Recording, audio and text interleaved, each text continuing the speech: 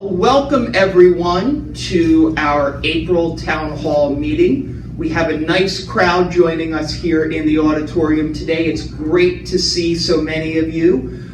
We have a great crowd, I'm sure, watching us from home as well. We hope to make this time worth your while. As always, we have a lot of information to share and a lot of stuff to get out there that we think is beneficial for all of you to hear. I hope that everyone had a nice Passover and Easter holiday in the last couple of weeks. I hope you took advantage of the opportunity maybe to see some friends, see some family. We're being able to get out and about a little bit more, which is great. At our house, as you might know, we have a high school senior and a high school freshman. So I don't have little guys in the house anymore like Steve and like some of our other folks do.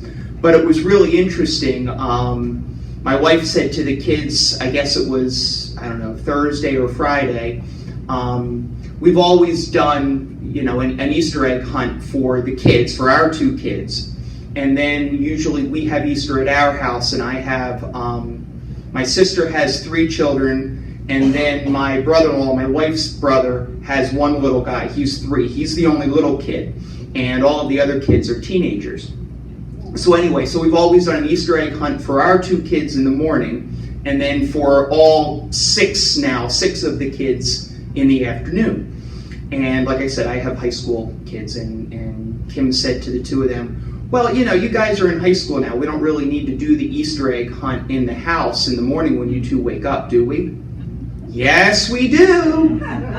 Even though they're 18 and almost 15, they still wanted an Easter egg hunt in the house. So it was kind of funny to watch an 18-year-old and a 15-year-old run around the house not early in the morning anymore, because they are still teenagers, so they don't get up so early. And then it was really great just to be able to have my nieces and nephews over, and my sister and brother-in-law, and my brother-in-law and sister-in-law, and my parents. I guess, which is just a great way of saying it was nice to be with family, and I hope all of you had an opportunity to do that, whether it was just with family here at Monroe Village or maybe visiting elsewhere, because we are our own family too, right? It was nice to be able to celebrate both the Easter and the Passover holidays. So we're looking forward to more good days ahead, which are wonderful. So with that, we will go ahead and get started. As I said, we have a pretty robust agenda yet again today. So we will start with our Assistant Executive Director and Administrator, Tina Hanneman. Tina is going to give us an update on all things Village Point. So without further ado, here's Tina.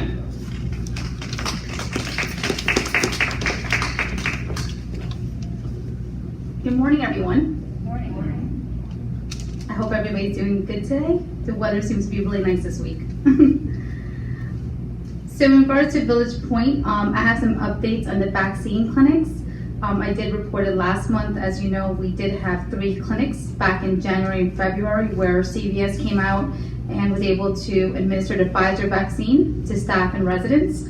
And thereafter, now we're getting the Johnson & Johnson vaccine through PharmCare, which is our contracted long-term care pharmacy. So they basically send us a notification when they're coming out. And we just have a running list of either long-term care residents that either refused to get it the first time and or newly long-term care residents that either moved straight into long-term care or came in subacute and stayed long-term care. So now we're able to offer to them as well. And even subacute residents who are on a short-term stay, as long as they're there when the vaccine is being administered, I'm taking their names on a list as well to give them access as well. And also to our staff as well, we have an ongoing list. So far we have 87 team members that have been vaccinated either by Johnson & Johnson and or the Pfizer or an outside pharmacy, and 58 long-term care residents. I have a few more that moved in, so we are reaching out to them to see if they want the vaccine, so those numbers may get higher as we go. And then 58, as of today, is out of 69 long-term care residents that I have in the building today. Also census. So as I stated just now, that we have a few people either coming subacute and staying long-term care, or people coming in straight to long-term care. So right now our census is 26 out of 30 in Evergreen, which is one of our long-term care neighborhoods on the first floor. Sandalwood, another long-term care neighborhood, we have 19. out of 30. And Willow, our memory care, is 25 out of 30. As of today, we have 24 subacute residents out of 30 in our Aspen neighborhood. And also, we have some bittersweet news. Our Director of Nursing, Rochelle Guglielmo, which a lot of you know, is moving on. It's bigger and better things, so we're going to be missing her. She has accepted a great opportunity elsewhere. So her last day will be April 24th. In the meantime, we're recruiting for our Director of Nursing as of now. And also, every other month I have an update on our friends at the survey. So the Department of Health, as you know, they come in unannounced, they pop up for survey. Right now they're doing a lot of infection control based surveys, so they come in, just for the day. Usually it's 1, 2, or 3 team members. This time it was 2 team members. They came in on April 7th. Mostly did the same thing. They toured the facility, they interviewed staff, they reviewed our COVID-19 policies and procedures, and also looked at our competencies and our training for staff, and it was noted that we had no deficiency. This time around, I was telling Jay, they were very, very thorough. They probably asked about 10 to 15 questions for each staff member, and they know the answers, but it's nerve-wracking when somebody's standing there either observing you or asking you a lot of questions. You feel nervous, but they did well. They even complimented the staff and the facility, so they did very, very well. We're very, very proud of our staff and team members over there. So that was our 7th survey, 5 last year, and this is our 2nd for 2021. And that's all I have. Thank you, everybody.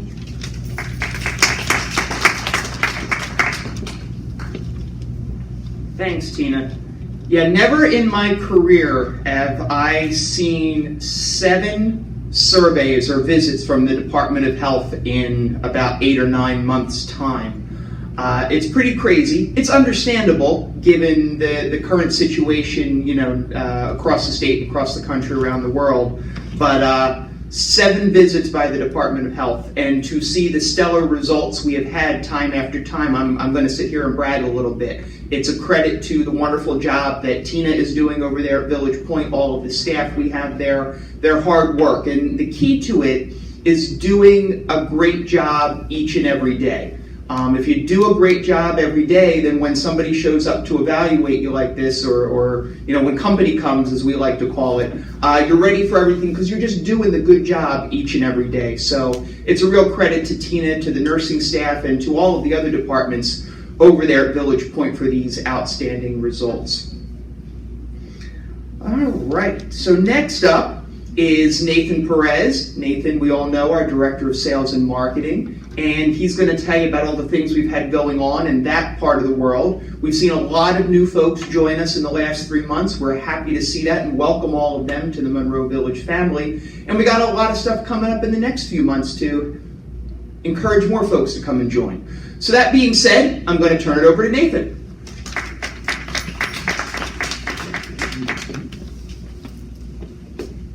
Morning, everybody. We'll start with a roll-up, and then I'll highlight some things that we're going to be doing this month and next. So for the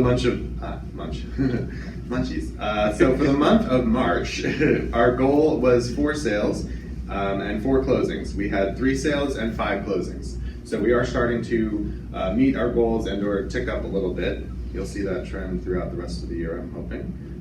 4 is pretty much the magic number for the rest of the year. You'll see 4, 4, 4, 4, 4. That's our goal, kind of slow and steady. So for the month of April, we already have 1 sale so far. 2 are pending. I have a house visit next Friday to go pick up a check for a 1-bedroom, and then we have another apartment on hold. We have 2 closings scheduled this month. Between now and next Friday, I think we have like 7 appointments between first visits and subsequents. I have 2 today. I think everybody has 2 today. So we are really seeing a very big uptick in appointments, which is very good. New inquiries as well as a lot more re-inquiries. And again, those are people that have come to us before, but are now saying, you know what, I might be ready. So that's very encouraging. Obviously, the more appointments we have, the more likely people are to buy in. We sent out a direct mail piece, a postcard piece today advertising the Yardley apartment. For those of you that joined us last month or watched last month, that is a new apartment style. that is about 14 or 1,500 square feet. It's a 2-bedroom with den. It is the largest and most expensive apartment that we have at Monroe Village now, and it will allow us to compete with a higher socioeconomic level that a lot of the traditional life plan communities or continuing care communities like us advertise to, and that is a gap that we have recognized we weren't able to advertise to before, but now we will be able to. That direct mail piece also highlights a few other apartments, kind of mid-size and smaller apartments that we do have available at this time.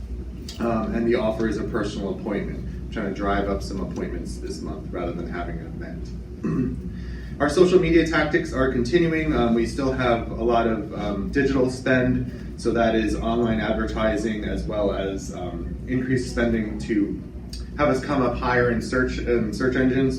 And we are, as an organization, still continuing our TV advertising as well. So you'll see our commercials still on select channels. This is the Yardley. I did show it last month, but for those of you that didn't join us last month, here's the floor plan. If anybody's interested in kind of walking through and seeing what that looks like, please let me know. And no problem showing any of you. You might have some friends or family members that would be interested in it. But as you can see, it's a fairly large 2-bedroom with den. It's a big one. It's pretty much the size of my condo, so it's a nice offering. By all means, look at that apartment with us. Ask us what we're doing. Ask how you can help. Here are some ideas if you don't know how you can help. Refer your friends and family. Just keep putting out the good word, letting folks know what you're doing for dinner, what you're doing with new groups that you're starting, or programs, activities, if you want to call it that, bus trips, how safe you feel during the pandemic. Just keep sending that good word out there, and it will translate to referrals. If any of your friends do want to know more about us, just give us their name, their contact info, and we'll take it from there. A reminder, if they do move in, then you do receive 1 month free from us, paid for by us. You can also provide a testimonial for our website. We went through a round a few months ago where we updated about 4 to 5 really great stories from folks, a few of you are in this room, where you shared your personal story through the pandemic. That's been really, really helpful. When people are searching online for us, they go to our website, they see a story that's current, that really speaks to what their concerns are, and then they pick up the phone and call us and say, hey, I've read that story, it's really good. It seems like your folks feel safe. And then of course they ask us a lot more questions. and those messages are on social media as well. You can take part in welcoming new residents and prospects to the community. Anytime that we're touring folks, I've always had a really great experience over the past 15 years where everybody feels comfortable enough here to just say hi, hey, it's a great place, you'll love it here, good luck with what you're going to decide. That helps tremendously. It really helps when people are touring through the community, that they oftentimes have that deer in the headlights look. It's so overwhelming, it's so much to absorb. We're talking about legal matters, contract, finances. To really just have someone that lives here say hi to them goes a really long way to make them feel comfortable and say, you know what, all right, this might not be as big of a deal. These are people I can hang out with and have a good time. A little new idea that we would like to start, aside from having resident testimonials where we have, say, a flyer or collateral piece that we send out to folks to entice them to come into the community. Those pieces are stories from residents. What we want to incorporate now is, after we meet with someone and tour them through the community, we would like to have a specific letter from about 4 or 5 residents, and we can mix, the messaging of that, where you would say, hey, thanks for touring the community, spending time with our salespeople. Here's some of my perspective of the community. And by the way, if you have other questions that the sales folks can't answer, but please feel free to contact me. Probably won't add your actual phone number on there. I'll probably have them go through us just to maintain your privacy. But we'd like to start facilitating that a little bit better, especially since there are a lot of folks here that have been saying to us, hey, I'd be willing to do something like that. So if you are interested in participating, I hope you are, just reach out to me or Joe. Like I said, it'll be just a really quick letter from you, a picture from you, and then if you'd like to contact me, go through the sales folks. That would really, really help out and differentiate us in the market. Thank you guys. Have a good day.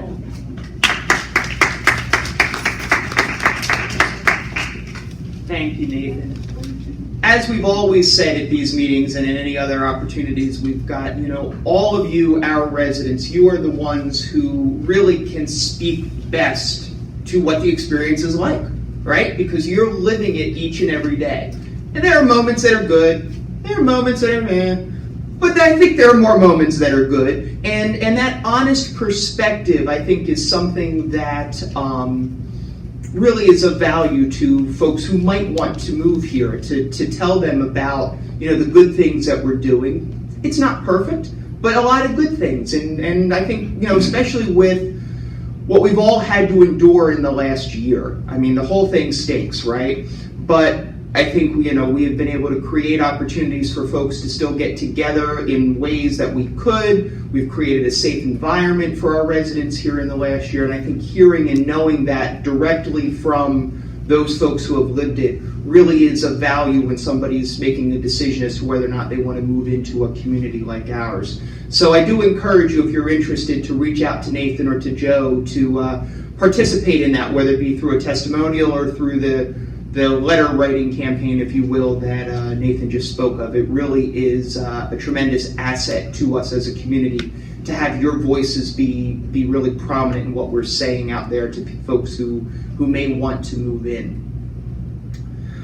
All right, so we're shifting gears from looking to see what we can do to bring folks into the community to seeing what we can do to provide even more opportunities, even more education, even more information and support for those of you who live here. So you may have heard in the last year or so about a little group that got started, and then we kind of had to pause with the COVID pandemic like everywhere else, but it's been restarted. And you might be saying, I see Gina DePiro's name up there. Gina's the administrative assistant. Well, she is, but she's so much more than that, and I think everybody knows that too. Gina has a passion for supporting our residents. And as you see, she's got a lot of letters after her name. They mean a lot of important things. Dealing with helping support residents in assisted living and with respect to memory care and dementia. It really is, like I said, a passion of Gina's. And she came to me a while ago and said, hey, I'd really like to put together this group to help some of our residents and some of their families. And given her passion and given her knowledge and her desire to help others, I said, this is great. This is an opportunity for us to further serve our residents and their families, and to give Gina an opportunity to show everyone just how much she's got going on. So with that, I am going to turn it over to Gina, who's going to share with you a little bit about caregiver empowerment and the group that we have. So with that, here's Gina DePiro. I need to turn it on first. Good morning, everybody. Okay. So some of you have seen on your calendars where it says caregiver exchange, and you think, what the heck is that? So I'm going to explain it. It's my baby. Actually, it started back in 2019 where Monroe Village hosted the National Caregivers Association's annual Dementia Symposium. And we had it right here in this room. And they asked me to speak on my experiences as a caregiver from years ago. And after I finished, I sat in the back of the room with Cindy, and we stayed for the whole symposium. And when we did, I noticed that people kept writing, all the caregivers kept writing every little bit of information that was given from all the speakers. And I said, we need to do that. We need to have that here. Not a support group, but informational group. So I talked to Cindy about it. She kept kicking me in the back to get going and put it together, and talk to Jay. Jay gave me his blessing. And so we moved forward with the new normal. And then COVID happened. And amongst all the other things that COVID destroyed, it destroyed that phrase new normal. I can't even stomach it anymore. So I knew I couldn't call the group new normal. And so we changed it to the Caregivers Exchange, because that better explained what we did. So we have a mission, and the mission is supporting emotions and dynamics of caring for a loved one with a chronic illness or memory loss through the exchange of information. And that's truly what we did. If you can't really see it there, but in that roller coaster are all the different things that a caregiver goes through, all the different emotions and feelings. And while we don't address we don't talk about the feelings so much, we give you tools.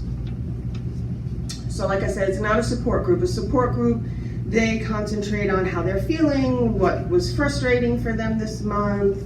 It's a more psychology type of setting.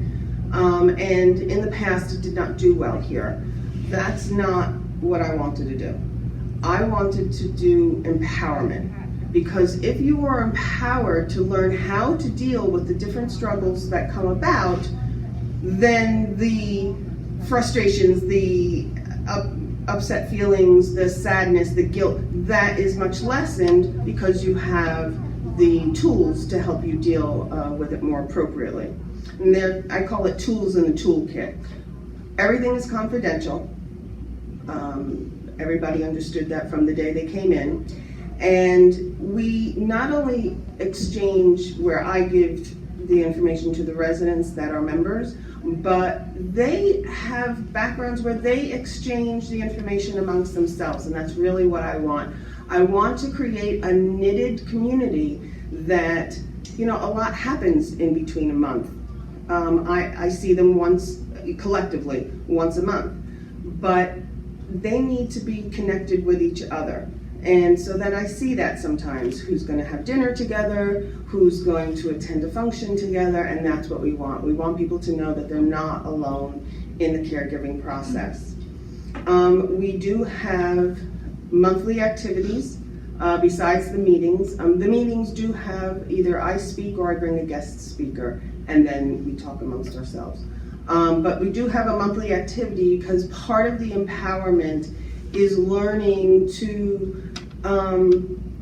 attend functions and integrate into the community and engage into all the different events that we have in a given month. So I set up one monthly event, whether it's an ice cream social or one time we watched a movie. We do different things each month. I was excited in preparing to come here.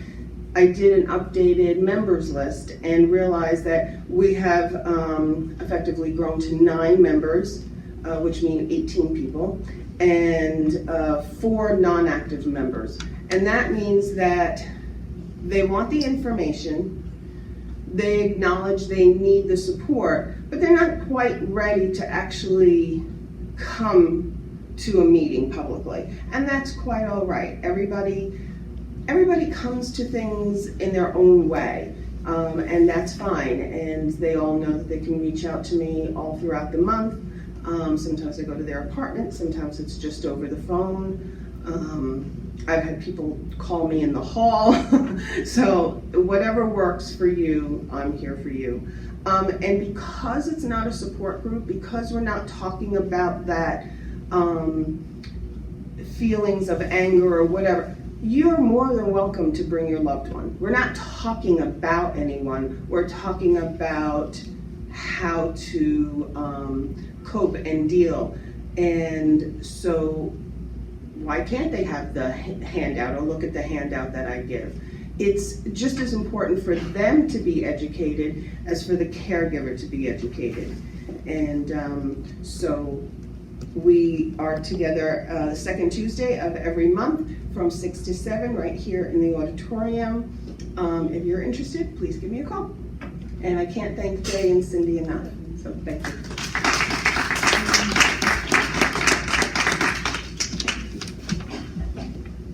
Thank you, Gina. And thank you for bringing that valuable service to our residents here at Monroe Village who will benefit from that empowerment. And that's really what it is all about, is empowering our residents to give them information, to give them knowledge and education, and a way to help themselves and possibly to help one another.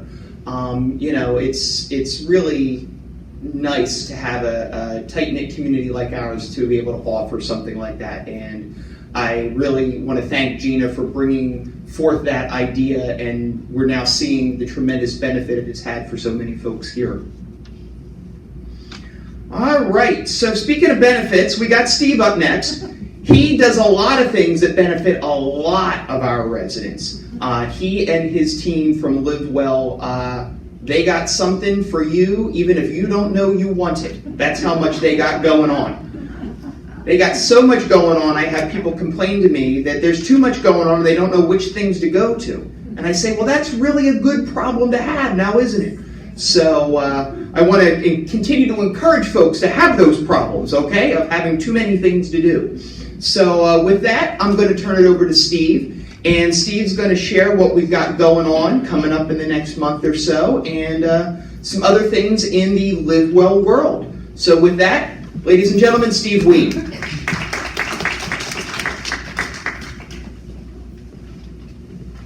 Good morning. Thank you, Jay, for the introduction, and here we go. I got it if you want. No, it's all you. It's on me? All right. Like Jay said, we have a lot going on, and as you know, I speak at every town hall, so I'd like to give a little brief description of what we have coming next month.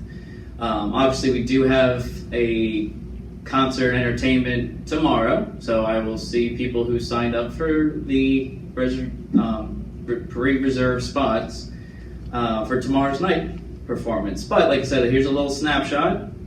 So Saturday, May 15th, Courtney, he was here in the fall of this past fall. He'll be returning. So I talked to him yesterday. I said, what do you have planned for the residents? You know, he plays guitar, vocals. He did a good job. He said, I know a lot of songs. So if you could see, he roughly knows about 2,500 to 3,000 songs.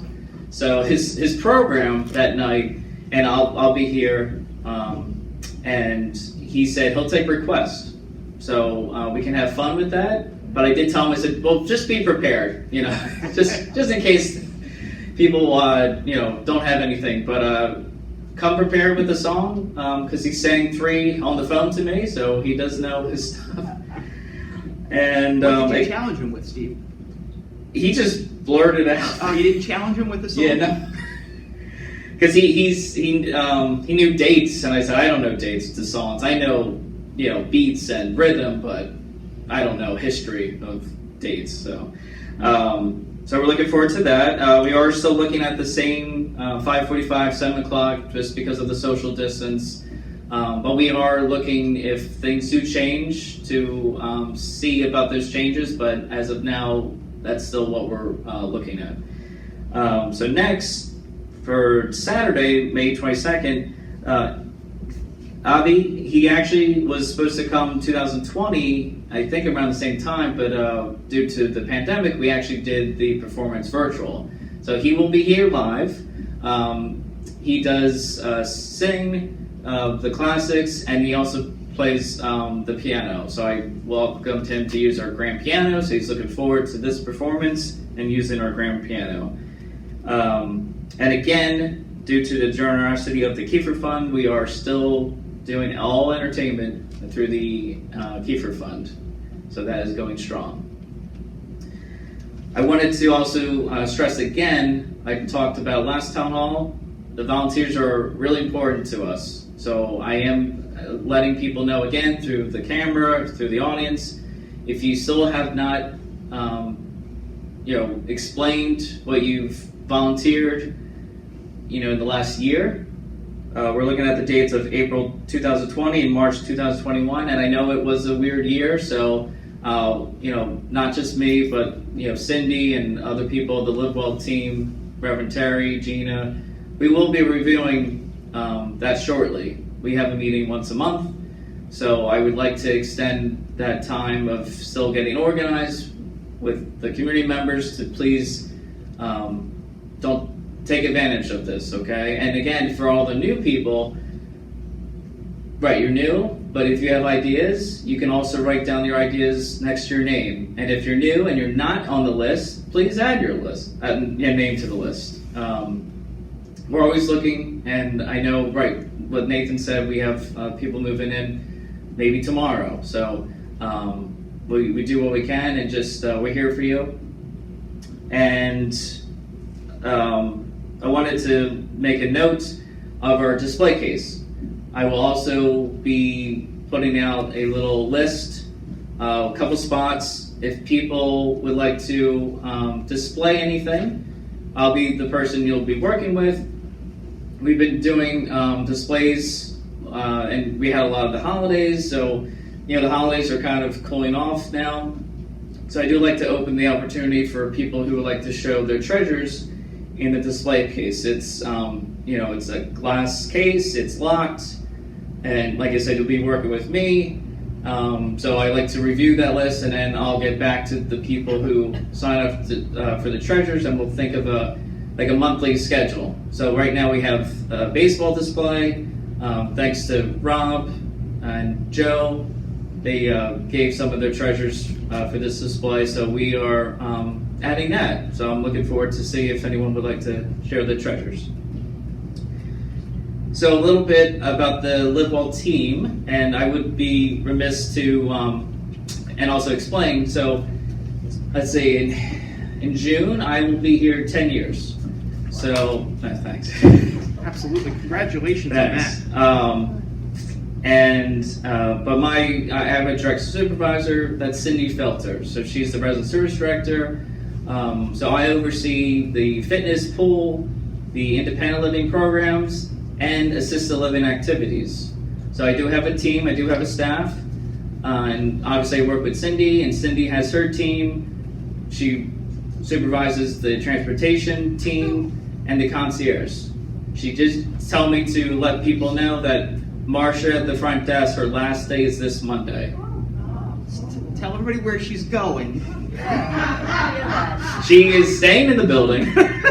She is also trying something new, but she'll be in the building. She'll be working for Spring Point at home. So you will see her in the building. I'll still sit in the building. I can still email her, she said. So I'm going to take that to the bank.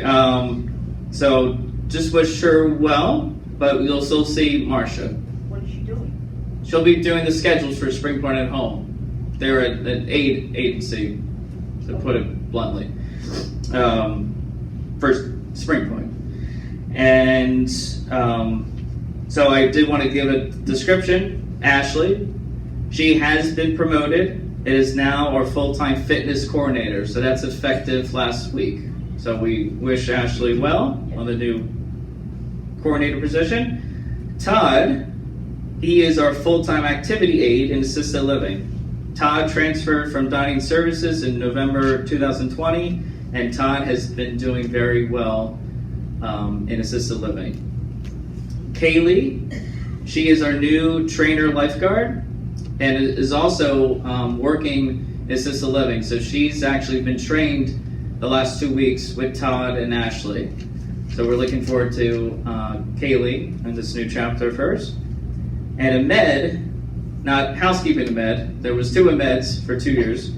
Ahmed has left to further his career goal in becoming a physician. So we wish Ahmed very well. He was here for 2 years. Again, there's some news with the personnel, and thank you again, everyone, and enjoy your day.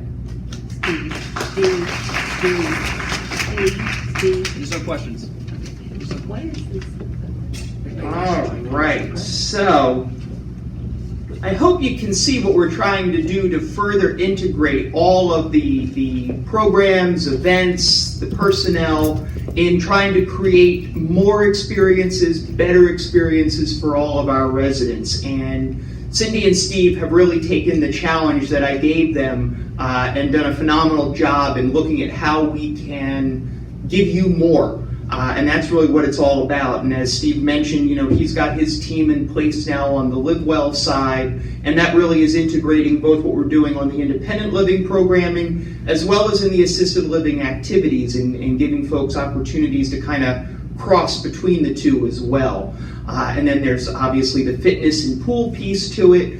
Steve mentioned transportation. We've done some revisions there to create more opportunities for trips or doctor's visits or whatever the case may be, and really looking for ways to continue to grow. And unfortunately, sometimes part of that growth means that some people move on to other things that give them a chance to grow. And as he mentioned, Marcia will be leaving the concierge desk and moving into an opportunity at Spring Point at Home. But I think if anybody saw what was going on up there yesterday, Joyce from the bistro, one of our servers up there, she is actually going to take over in the concierge role. So it'll be a familiar face up there. And please don't be too hard on her when she starts, okay?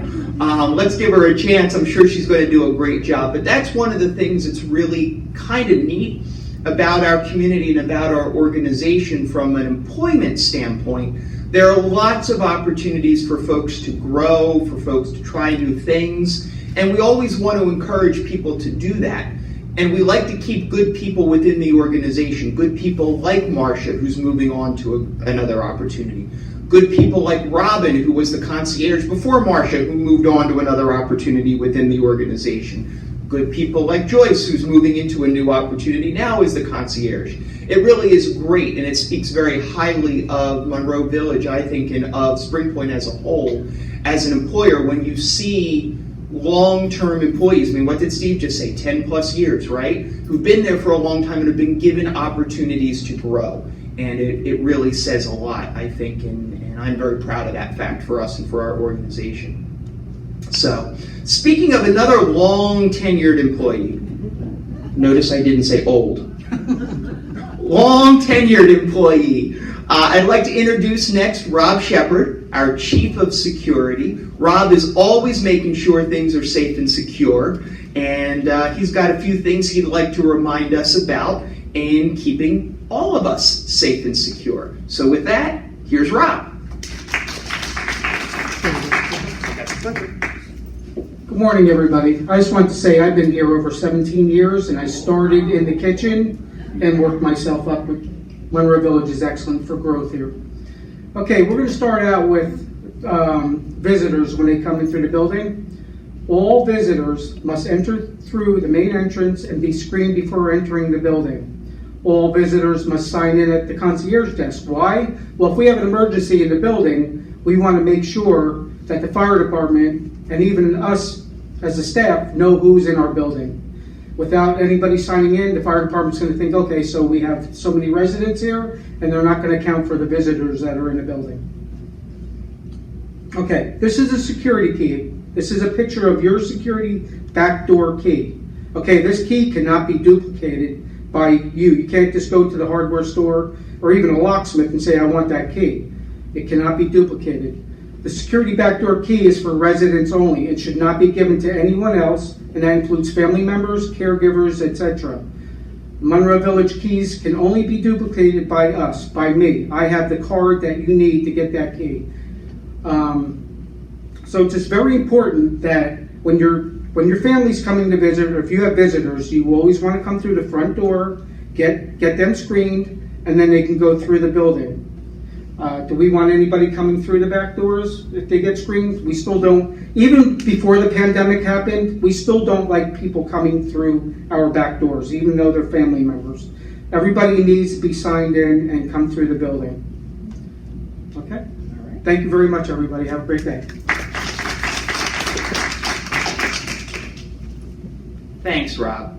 And like Rob mentioned, some of this is pandemic related, if you will, and the security measures and the safety measures that we have at the front door right now. But a lot of it isn't. It's very important that we know who is in the building. And it's not because we're trying to keep tabs on people and know how many people this, that, the other thing. But like Rob mentioned, really from a safety standpoint, from a fire protection standpoint, it's important that we know how many people are here. God forbid we have a fire. One of the first things the fire department is going to want to know from us is how many people are in the building so that they can start making counts on people who have been evacuated. And if we're not able to account for guests and visitors who are in the building, they may think they got everyone out safely when the reality is they did not. And that scares me, to be perfectly honest with you. I think I've told you before, one of the things that scares me the most is fire, because I can't control it. You probably all noticed I like to, keep control of things. And that's one of the few things that I really can't control. God forbid we have an event. So please, please, please adhere to the rules that Rob just outlined with your guests, with your visitors. Please have them come in through the main entrance. Have them sign in and be screened properly right now for COVID. And then they can head back to your apartment and visit with you. We want to encourage you to have visitors. I think that, we're able to now allow more folks into the building, COVID related, or, because of how things are going in a positive way with COVID. And we certainly want folks to visit. We want folks to feel comfortable visiting you.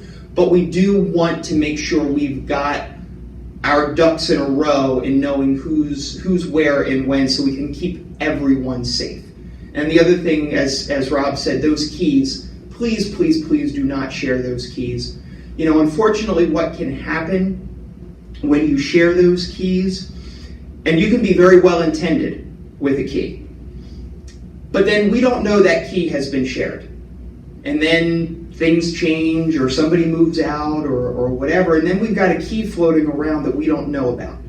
And then it creates a potential safety risk for all of us, and a security risk that I don't think any of us want. So let's take those extra steps, literally and figuratively. Have folks come in through the front door, get them screened, get them to sign in so we know they're here, so they can enjoy their stay and enjoy their time with you. And one of the things they might enjoy is a good meal, right? Did you like that segue? That was pretty bad. All right, anyway, unfortunately, you're stuck with me for the dining services report because Mike is out sick today. No, it's not because he ate the food. He's out sick, unrelated. But he did have a bunch of stuff that he wanted to share with all of you. So I'm going to do my best to pinch hit for Mike here and share some of the things that are going on in our dining services department. So the first thing we wanted to do was a little recap of the special events we've done in dining in the past month. It seems like a while ago because Easter was in Passover were just in the last week, but we did have a pretty good St. Patrick's Day celebration, a bunch of different things. National Nutrition Month. March was National Nutrition Month. I hope that you saw some of the presentations that we did. They were on Channel 1979. Our Dining Services Committee actually was the audience for that presentation done by Mike and by our dietitian. Anybody know our dietitian's name? Jacqueline, I don't remember. Jacqueline Barth. There you go. So they did a great presentation there, and Jacqueline, as our dietitian, is available to you if you have questions about your diet, about nutrition and whatnot. All you need to do is probably give Mike a call, and he can set up an appointment for you. We also did a welcome spring celebration. That Saturday night, the first Saturday in spring, was the 20th. It was a Saturday night. We had a nice special menu for that. And then, of course, we had the special events for Passover and Easter as well. So with all of that we've just done, what do we got to look forward to? So Earth Day is coming up toward the end of the month of April, so there will be a special meal celebrating Earth Day. I don't want to give away any details there, but Mike's got some fun things planned for that. And then it's Cinco de Mayo. Can anybody interpret for me? May 5th, there we go. Exactly. Cinco de Mayo, I think, as a lot of you may know, is a popular holiday in Mexico, and it's sort of become Americanized in a certain way, if you will, and become a fun thing to celebrate here. So we'll have some special meal options on May 5th, Cinco de Mayo. And then, of course, who could forget all the moms, right? Mother's Day is actually early this year. It's May 9th, just the way the Sundays fall. So we will have a special Mother's Day menu and celebration on May 9th as well. So let's talk about some of the things that we're now reopening because COVID hopefully continues to be on the decline. We see high vaccination rates amongst our residents and our staff, and we're able to open the community back up some. So one of the things that we've been able to reopen, and today is day 2, is the Village Bistro is open for lunch, for in-room or in-bistro dining, I guess I want to call it. I know we had a few folks yesterday enjoy lunch in the bistro. They were thrilled to be able to eat there. It is still by reservation, and we do still have to have some restrictions in terms of the number of people we can serve at lunch. But it is there for you. 12 noon reservation. Call the bistro and you can make a reservation to eat lunch in the bistro if you want. And then don't forget, takeout from the bistro for lunch is available as well. You don't need to make a reservation for. You give a call, put your order in, and then come by and pick it up. Okay? So with that, being able to reopen the bistro for lunch, we have put in place a new spring menu. We recently rolled out the spring seasonal menus downstairs in the Fireside Restaurant. We've made some modifications up in the bistro as well. So you'll see some new offerings for both lunch and for dinner. There is a wide variety of standard options, a little more casual in nature than what we might serve downstairs in the Fireside Restaurant. More sandwiches and burgers and pizzas and those kind of things.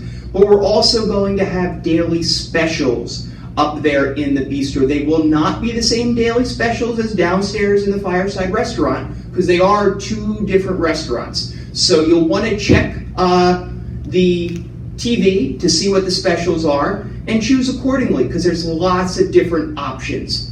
So be on the lookout for that, for those daily specials, both at lunch and at dinner in the Village Bistro. Another thing we're now able to offer in limited capacity right now is to reopen to allow you to invite guests from outside of Monroe Village, your friends and family, to join you for a meal here. It's been well over a year since we've been able to do that, and I'm so happy to be able to announce it. As it says on the screen here, right now, you may invite up to 2 guests to join you for a meal, but you need to make reservations in advance, just like you do for any meal, okay? But you need to let us know who it is that will be joining you, okay? You can say it's your son and daughter-in-law and just give us their name, or your grandchildren, or a friend, or whatever. We just need the name. But you do need to make that reservation in advance.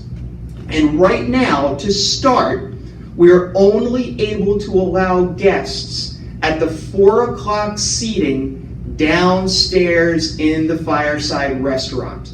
That is the only place where we're able to do it right now. In time, we may be able to expand further, but that's where we're starting. So Monday through Saturday, okay, you can invite guests to join you up to 2 in the Fireside Restaurant. On Sunday, for Sunday brunch, you may also invite guests, but only to the 11 o'clock seating. Again, we're starting small, and we're going to hopefully be able to grow from there. So I hope that everyone can understand that that is the plan. And as I said, at this time, no guests are permitted in the Village Bistro, not yet, or the later seatings in the Fireside Restaurant. So the 5:30 seating during the week in the evenings, and then the second seating for brunch is what, at 12:30, I guess? Is that right? 12. 12, okay. So just the early seatings and just in the Fireside Restaurant for now. It's our first step in what we hope to be several steps in reopening our dining venues for you to invite guests to join you for a meal. So finally, contact information. If you want to make a reservation in the Village Bistro or you want to place an order for takeout, the number is 6432. 6432 for the Village Bistro. If you want to make a reservation downstairs in the Fireside Restaurant, or you want to place an order for takeout from the Fireside Restaurant, give them a call at 6433. So try to remember 6432 for upstairs in the bistro, 6433 for downstairs in the Fireside Restaurant. And again, that is for both reservations and takeout orders. And as always, we want to encourage you to reach out to Mike. Give him your feedback. It's so crucial for us to hear feedback from all of you about the meal service and the meal program so that we can continuously update, make changes, modify, correct things that didn't go so well, bring things back that people really liked that were specials. That feedback is important. So don't hesitate to give Mike a call. You can reach him at 6424. You can also email him at his email address there on the screen, which is mwiersbowski@springpointsl.org. And you can also fill out those comment cards, okay? We really do value that feedback. We go through them, we look at them, we talk about them, we see where we see trends, and then we make adjustments accordingly. So please, please, please give us that feedback, especially now that we've just rolled out that new spring season menu downstairs. It's been out for, I guess maybe a week or two at this point. We want that feedback because once we start getting feedback, then we'll make adjustments. Even though it's a seasonal menu, it still gets tweaked throughout the season, and it's important that we get that info and that feedback from you. Okay, so that is my best impression I can do of Mike Wiersbowski. If you want me to, thank you. If you want me to cook the food, you definitely don't want me to do an impression of Mike Wiersbowski. Exactly, I know, exactly. So we'll stay away from me cooking, and we'll move into me telling you some other stuff, all right? So let's see, what did I want to share today? All right, first, currently, 0 cases of COVID-19 at Monroe Village. That is a wonderful thing, isn't it? Yep. As you saw in my note earlier this week, we had a little blip. We had a little bump in the road, as I wrote, over in assisted living, but that's all been smoothed out, and that was smoothed out due to our continued efforts and staying focused on what we needed to stay focused on. We do have, 98%, I believe, of our independent living residents are vaccinated. 100% of our assisted living residents are vaccinated, and about 70% of our staff are now vaccinated. So that's an improvement. Our residents have pretty much all been vaccinated from the beginning. Our staff has been a little trickier, but if you remember last month, I reported that our staff vaccination rate was just a hair or two under 60%. So we're working our way up to 70% now, and as Tina mentioned in her report, we are continuing to offer clinics through our pharmacy provider, PharmCare, and they are doing the Johnson & Johnson, the J&J vaccine, which is a one-shot deal. And yesterday we were able to provide 25 people with that vaccination, most of whom were staff. So we're continuing to have opportunities for folks to get vaccinated here on our campus, and I think that is working well as more staff are feeling comfortable in being vaccinated. So we hope to keep COVID out, both here at Monroe Village as well as across the street at Village Point. So since we're doing so well, we're now able to reopen the common areas. So what does that mean? That means the clubhouse, that means the areas, the sitting areas, the lounges in the wings, that means the fireside lounge downstairs. All of those areas, the seating areas, the tables, they are available for your use now, but it's resident only, okay? Not guests or visitors, just residents. And why is that? It's because we want to make sure everybody feels comfortable in using those areas. And as I just said, we know within our bubble what our vaccination rates are and where we stand. We start allowing guests and visitors to use those things, it just sort of opens us up potentially to something we don't want. So right now, again, this is the first step, reopening those common areas just for resident use only. Visitors can join us once again, though, in the guest suites. So we will be reopening the guest suites. As you may know, travel restrictions have been eased by the CDC, which was then further eased, or agreed to, I guess I want to say, by the New Jersey Department of Health. And the travel restrictions and quarantine type things are not what they were. So since that guidance has changed, we can now allow guests back in the guest suites. So if you're interested in that, you can reach out to the concierge if you have family or loved ones who are interested in visiting. But they will be restricted to the guest suite, if they join you for a meal, to the restaurant, and to your apartment, as I sort of preempted myself with here. So guest access restrictions in independent living. As I just said, guests are permitted in the Fireside Restaurant to join you for a meal at the 4 o'clock seating Monday through Saturday, and at the 11 o'clock seating on Sunday brunch. They are allowed access to the guest suites if they are staying with us, and they are allowed access to your apartment. We do ask again that all guests come in through the main entrance, they sign in, they get screened, and then they head directly to their destination, be it your apartment, be it a guest suite, or if they are meeting you for a meal downstairs in the Fireside Restaurant. Because again, we want to maintain the safety of the common areas for the resident use and comfort and peace of mind, knowing that we haven't had all sorts of folks sitting in using our common areas. As far as assisted living, as we know, assisted living is a regulated area. It is regulated by the New Jersey Department of Health, and as such, there are certain requirements and hoops we need to jump through with respect to visitation and programming and activities and all.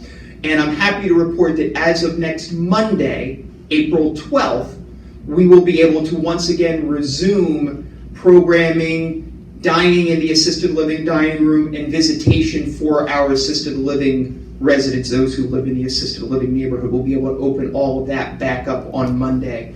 And I know our residents in that part of our community are very much looking forward to that, as is Steve and Todd and the AL Activities crew, who kind of oversee most of what goes on there in assisted living with respect to programming and visitation.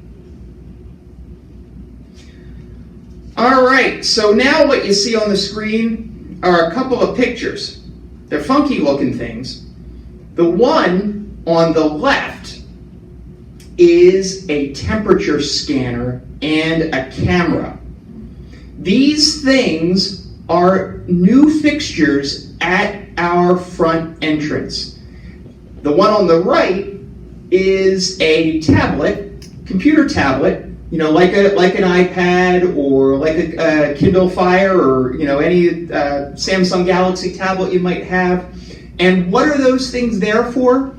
You may remember that for months and months and months we've had a couple of tables up there at the front entrance where when guests came in, when staff came in, when anybody came in, they needed to, I tease Gina when I'm going to go get shot in the head, get their temperature taken right with the temperature gun that the concierge or security was using, and then they would, at the table, need to fill out a form saying where they've been or more where they haven't been to ensure that they were safe to enter the community and it was safe for all of us who live here and work here in the community.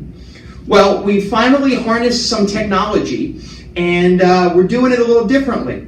So as I said, the thing on the left is a temperature scanner. So folks coming in will look at the temperature scanner. Their eyeball looks at the black circle on the bottom, and it takes the temperature from their eyeball, and then that little half moon white thing on top takes their picture, so we know who it is. Then, because we know who it is, if their picture is in our database, then you move over to the tablet, which is on the other side, and then you answer those questions that you used to fill out on a piece of paper. And then if it recognizes you, it already completes your name because you're in the database. If it doesn't recognize you because we haven't put your picture in the database yet, then you need to fill out your name and contact info so that if there's a problem, we know how to reach out to you. But we are using technology. I wanted everybody to see it. Let your friends and family who come to visit know that we've changed things up a little bit. We're still working out a couple of kinks. The way technology is, it's never quite as easy as you think, right? So we're working through a few kinks, but I think we've got it almost down at this point. And it's making the process a lot easier for folks, and it's eliminating the boxes and boxes and boxes of paper that we have had to keep as records. So I think it's better for the environment. I think it's better for us. Ultimately, it's a safer way and a quicker way to be doing the screenings that we will probably need to continue to do for some time. So finally, given all of these new things that we are opening up, trying to march our way back to Gina's favorite phrase, the new normal, I wanted to remind everyone of the winning ways of Monroe Village, WWMV as I was calling it. We need to remember to continue to do all these things, even though we've almost all been vaccinated. Even though COVID cases are at 0, we still need to remember to do these things to keep ourselves safe, to keep our loved ones safe, to keep our fellow residents safe. Don't forget, wash your hands frequently.